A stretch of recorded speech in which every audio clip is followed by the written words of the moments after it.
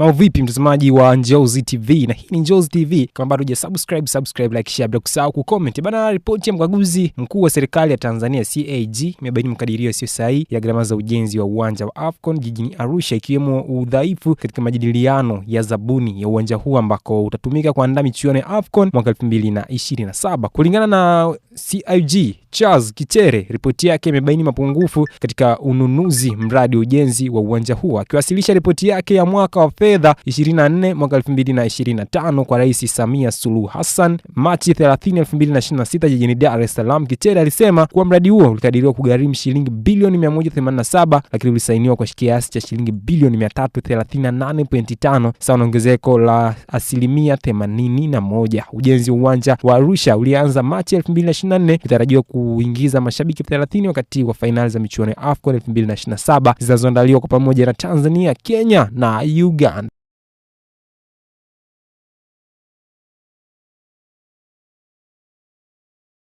Mradi wa ujenzi wa uwanja wa mpira wa Arusha wenye thamani ya shilingi bilioni 338.54, hali inaashiria kukosekana kwa thamani halisi ya fedha katika matumizi ya rasilimali za umma.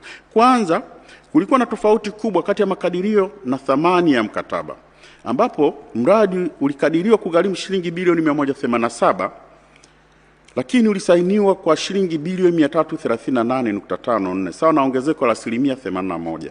Hali hii inaonyesha kuwa makadirio hayakuwa sahihi na liathiri maamuzi ya kibajeti pamoja na utekelezaji wa mradi.